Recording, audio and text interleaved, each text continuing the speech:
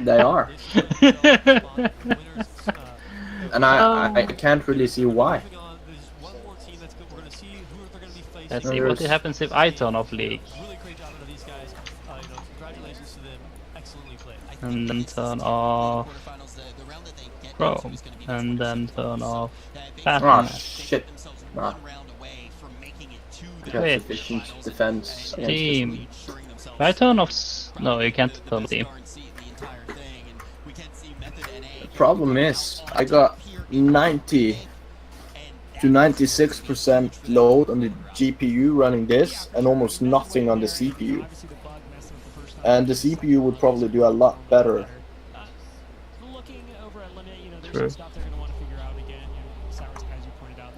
I hope Oh, this guy's oh, really it's back at not 100%. first time Vladimir.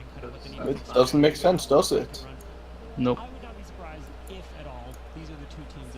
It might be something that's happening to your computer at some times.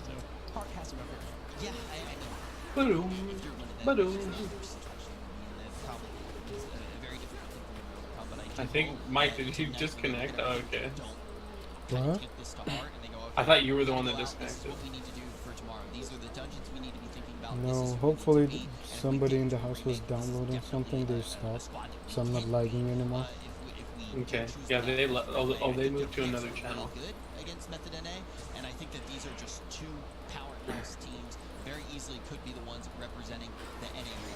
Yeah, certainly excited to see more from Limit tomorrow, but that's going to do it for this series. Method moving on in the upper bracket. Not too much left for them if they want to clinch that spot. Well, they obviously do. For them to clinch that spot at the global land. We have one more series coming up from Americas before we pivot over to Asia Pacific. Again, this is the very fancy Americas Pacific weekend. We'll be right back. This break.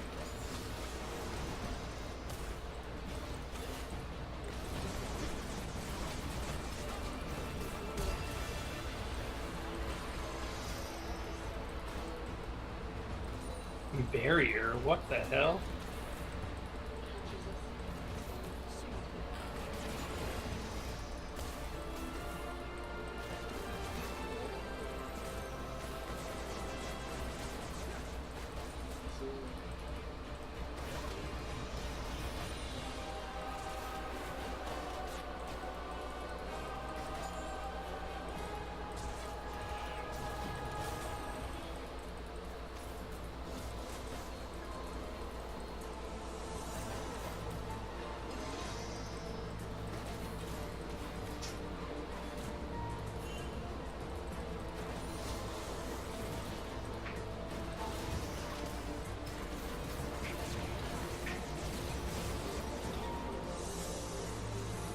Nice.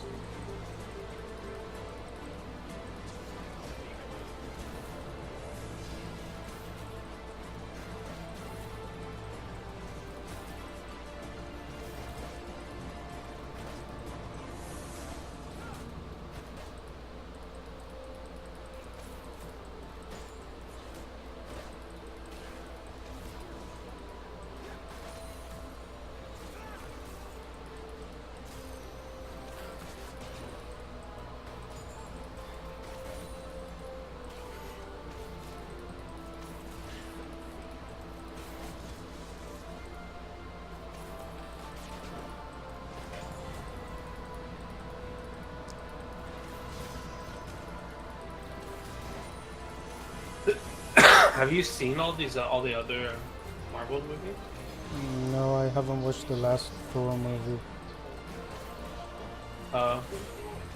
Ragnarok was really good. I like that a lot. Yeah, I haven't watched Black Panther yet. Okay. So you've seen everything else. That's good.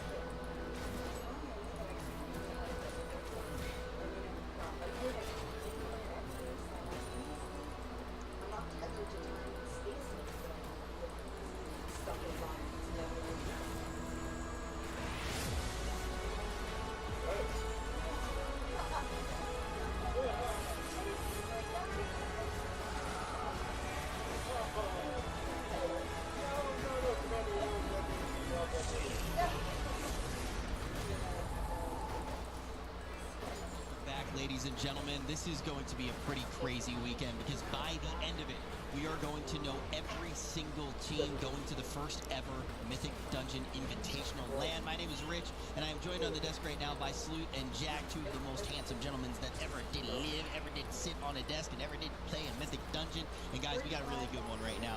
This is going to be kind of our final upper round. These are two teams that have not lost yet. The winner of this is going to be in the same position that we saw Method NA just get into. So that means we're going to see the same pools, and the two teams are going to be Dark Slashers versus Parse Culture.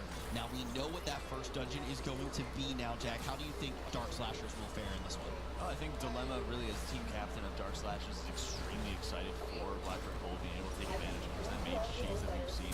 But on the other side of it, I mean, Parse Culture, you know, Jason a lot of times gets referred to as the Baron of Black Gold. He loves the dungeon, and I think he's going to be really confident.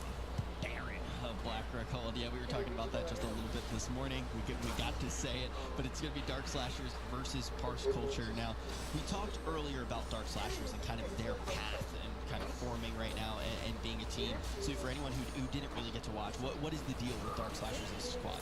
I mean, they have the kind of the tank issue, and then they picked up the new tank coming in, so it's a bit tough for teams that have a lot of synergy just kind of mesh with new players all of a sudden. But I mean, you know, they turned it around last year. It looked kind of grim at the start, I would say, and then you know the reverse sweep came in, so it looks like they're kind of getting their limbo going right now. It did look a little bit dark at the beginning there, but the reason I did ask you that in particular is, as a tank, do you think that really is kind of the hardest role, or one of the hardest roles to kind of fill in like that? I mean, you know, the role difficulties change a lot of time depending on the fight and the dungeon, but it's definitely the role that sets a lot of the pace in the dungeon and what makes it really tough in that sense. So it's tough, you know, when you're getting in a team that's used to doing certain pulls at certain times, having their CDs up, and just filling that role all of a sudden and being able to mesh with the synergy and the strategy of that team. It's definitely a lot to fight off sometimes. Yeah, definitely. And I kind of want to take a moment right now to really think about, now we've seen everyone, right? We've seen everyone in NA, and we talked during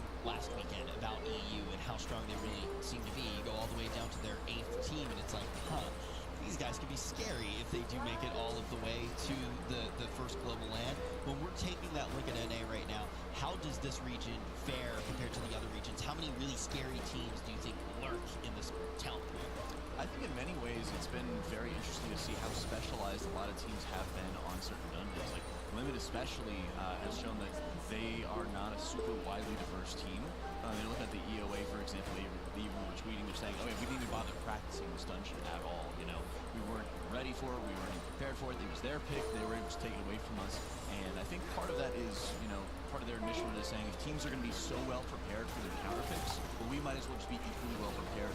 But that also opens up the possibility that if they're not winning the first game, that can be very scary for them.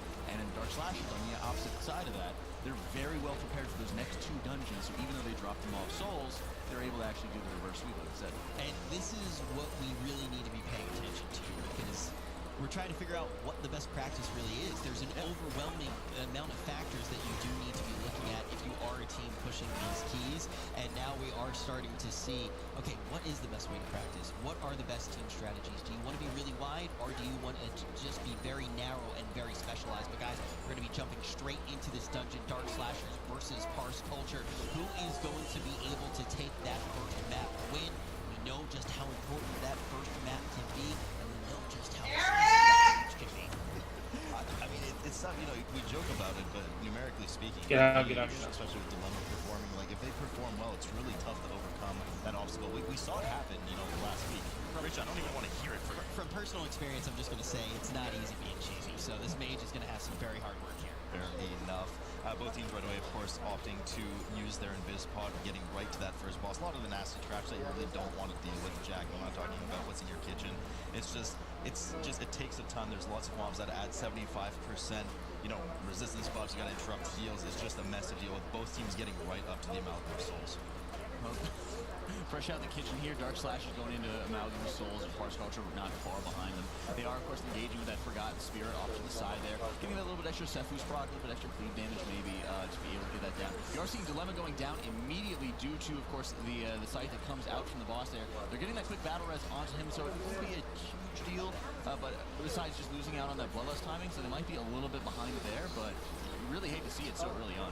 I mean, it's not a huge deal right now, kind of by the numbers and the start of the dungeon, but it's something that really could punish them later, needing that battle as we know how dangerous, Illusonic can be, and, with one shot mechanics. They do have the advantage, of course, of the mage. Another death going down on the side of Parse Culture. They get that battle res up immediately on the Windwalker.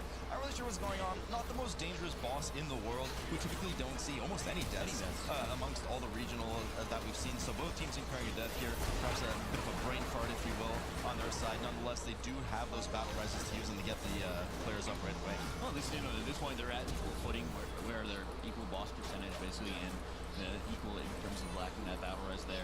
So at this point, yeah, it won't be too big of a deal, but we'll interesting to see going forward if there are going to be any deaths, or they're going to be able to need that extra battle res, or be able to kind of lean on that. I'm more worried about Parse Culture in particular, because Dark Slashers can just use their mage to be able to obliterate trash and bosses and things like that. But Parse Culture, because they are not running with one, are going to have to engage with those bosses and trash much longer and be aggressive. And they have that 4 Windwalker, which we know is very susceptible to some of that cleave splash damage with the trap. Clean as for the second boss. We'll talk about that in a bit. Both teams now at 44% equal footing. We have entered the second phase where 8 spirits will spawn around the side of the room. One of them does get rooted on the side of Parse Culture, allowing this phase to kind of artificially extend to 15%, where the boss will then force the transition back into phase 1 with a huge hit on the team. Players will definitely need to make sure they have some kind of defensive or so CD much active, gold. or else they'll have another death. This time Redemption. they'll have that battle rest to back them up, Jack. They want to have that And battle res, and you're also control. on Tyrannical, so having those extra deaths, for example, when you are on bosses that just have so much HP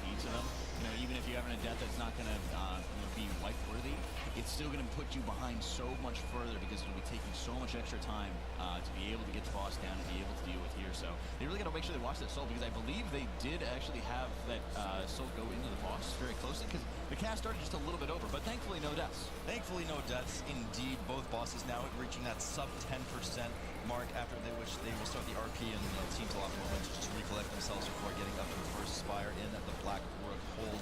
Dilemma kind of hovering around that 50% mark, having a bit of trouble getting out of that Grievous stack on the side with Edelweiss.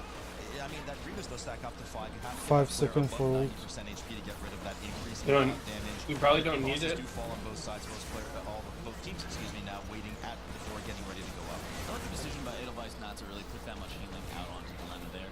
A lot of times what you will be running with Nice. is, when you're running with Sorry. rejuve, germination, Okay. be able to actually have the multiple rejuve stacked on one target. You get into the situation where having double rejuves on a target just kind of We killed 3 of them, and I got the rest of the 2 cleave stands that assists, require or 3 multiplication assists. any regrow spam or anything like that to be able to clear it out.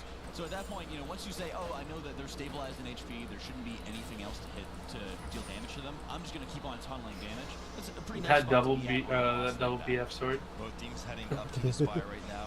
Tons of small spiders in this area. They apply a dot when they melee the tank with that shadow damage, so you want to make sure you get that dispel off on the tank. This is why you see the pre-AMS come up on Jason.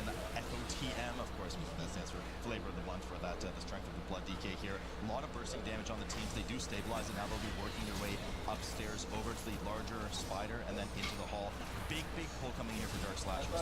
Very scary to see, because they have all of those smaller spiders they're dealing with all at once, having to deal with all those huge bursting stacks as they're engaging with the rest of the trash packs here. A lot of pressure being put onto Edelweiss there as she does go down there. Be able to make sure you're keeping everybody up, and it's a ton to deal with. So right now, she has some time to be able to get back up the stairs, get back before more bursting stacks go out, but that time window is very limited. Yeah, you know, do largely well to deal with the bursting there, but there was a bit of a reapplication later, which caused the bursting to extend way beyond that 4-second timer, ultimately leading to that healer death. Does well, of course, to release immediately. We do have the checkpoint at that first boss room, runs back up, uses the dash on the druid, and gets back into shape. Fortunately, no more deaths during that time. Parse Culture is obviously working in a more traditional route, a bit slower with that big spider and that first patrol pull. Once they stabilize here for Dark Slashers on the left side of the screen, we do expect that we're going to see that huge mage pump up damage and then absolutely obliterating Paul. I mean, as you see, they're kind of clearing out the rest of it. Parse Culture is still kind of working their way up the stairs here. They haven't quite engaged the pull yet. So even before we even have any mage tricks coming into play here, Dark Slashers is looking like they're having a nice steady lead ahead of them. And they did an excellent job, of course, to be able to deal as much damage as possible before the champion's shout goes out, because that does provide additional HP based off of the current HP of their targets. So the lower that they're able to get them before the shout does go out, the easier it's going to be able to eliminate those mobs quickly. Huge pull coming in here for Parse Culture, the entire hallway. We do banish the elemental on the side from the Warlock, as we saw earlier. The DK dips really low right away. We have that perk proc, and the Windwalker fortunately gets away as well. The cat does get control undead cast on it by the DK, so they won't be feline all over the place, getting too much damage out. But Dark Slashers is just now buffing up Dilemma, getting ready for the big pull in the hall, where he will essentially just 5-shot everything in the hall if done properly. Parse Culture, LOSing, line of sighting everything around the corner, cleaning up the rest of the hallway. Nothing too sloppy there, and getting ready for Shamalama Ding Dong. What you're seeing here, Rez, the important part is going to be the positioning right here. You want to be able to make sure that all those ads are close together. Edelweiss does an excellent job waiting for the mage's cast to be complete, knocking it forward with time forward that way. Dilemma's able to get in close enough to be able to actually continue the spell stealing that will be going on there. Great job of healing, being able to keep everybody topped off, even when, of course, you are having to deal with that cat. So positioning there is strong, healing is strong to make sure everyone's staying topped off here. They need to really watch Dilemma for that last tick. They do take care of him very well, and he's able to get that evotate, he's able to actually reset his mana pool, get it back on top, and be able to continue on doing his damage. Yeah, so even though Parse Culture kind of dealt with this whole hallway faster, theoretically speaking, than Dark Slashers, the real advantage outside of the bosses is going to come here with the commander coming down. Parse Culture is still working on it, but Dilemma is just going to start ramping up that damage and deleting most of this pack and opening the doors for the last trash pack before Ilisana, the second boss of the dungeon. But Parse Culture really not so far behind. Both teams at 2 deaths a pop, so no advantage for either side there. But the real advantage, Jack, as we always know, I mean, we've seen this a ton now during the tournament, is going to come with that boss damage if done properly. I thought it was going to be the friendship we made along the way, but I'll go with that as well. Now, the boss damage... The boss damage you are able to have, in a lot of ways it does put you, at so much less of a risk towards, so much of the damage that goes out here. 23 on Tyrannical, and you're not having, avoidance or baseline onto your gear, things like that can be so impactful to, how much damage you can take from Ilisana, from Smash Fight, and even from Dentali next at the very end of this instance. So these bosses have tons of HP. When you're able to, take that extra time to do the ramp up there, it does provide some considerable advantages. And Parse Culture so far has been doing an excellent job to be able to kind of clear trash at fairly equal rates as Dark Slashers. But at this point, as they're about to be engaged with the boss, they really need to connected. Start because No. Dark Slashers has the time to be able to they're going to obliterate it. Oh my god, he's gonna kill them all. Now, as they're starting to, or finishing rather, with this trash pack, starting to finish it, so I was going to say, cascading quite low there, making sure to not let too much of that damage get out of hand. But Feral Dog going down here, they don't have the battle res active, so they're going to have to finish the trash off by themselves and then get the res from the Windwalker. So no! Here on top of the 5 seconds, of course, for the death penalty, allowing, I was just saying actually they're slightly ahead, but they really kind of just negated their lead here as Dark Slashers finishes off the trashing as well, moves to Ilisana. Now, we're going to see a pretty big buff period where, we're going to have to let them sit there and get ready to LOL. steal all the stacks and then just do a ton of damage to Ilisana. But Parse Culture is looking at League of Legends. They really need to be able to kind of establish a strong lead going forward with this. We've seen a couple times, from this mage trick where, even if we saw Method NA, for example, staying ahead of the game or pulling the boss earlier, but when they're not able to have a mage, when it's able to turn around the corner and be able to get so much damage to this boss and really start catching up. So at this point, Parse Culture's got to know, the different timings from especially the Europe regions, has to be confident enough to say, we don't need If they chase on them, you could ult them. Yeah, I'm trying to get him in line. With that kind of fell rush, the dark rush there. Okay, he knows that you have it also. Real estate is taken up in the area. The mobs do spawn now. I'm here almost. Pulled out second phase here for Ilisana for Parse Culture, but here comes the mage damage train over on Dark Dark Slashers in just a moment as they pull the boss. We see Dilemma just start skyrocketing above the other DPS, getting all of those Arcanist spell stolen stacks, and just putting as much damage down. To be fair, the peak that we've seen from some of the mages doing this trick is in the 20 to 25 mil range. I don't think Dilemma actually passed 18 mil there, so whilst it was a huge benefit for sure, it seems that, you know, sometimes they pulled off a bit more damage from that. They have a deep, but at this point, the biggest thing is not about being, you know, the fastest time, just being faster than, of course, their opponents. You are still able to have that buff prolonged here as he's getting his next evocation in, continuing with the spell stealing. And at this point, he's consistent, right? He kind of peaked out at 17 million. He stayed there for quite a long time. Edelweiss doing an excellent job making sure such huge, consistent healing staying on top of Dilemma here. This is kind of where he starts falling off, and some of the stacks are probably falling off at this point. But we're at, we got 15%, exactly, it doesn't matter. Boss about to fall indeed here with Dark Slashers, so this is the lead we're talking about, 30% difference between the two teams. But Parse really not out of this completely by any means. There's still a lot of dangerous trash coming up. We will see the mage doing this kind of trick on a Smash Blade, of course, and then Talionax at the end. But there's a lot You of died. I didn't even see that you died. With the combo leading up to the third boss. So we'll have to see how the rest of the trash works out. But Parse Allow you to told you that. That's funny.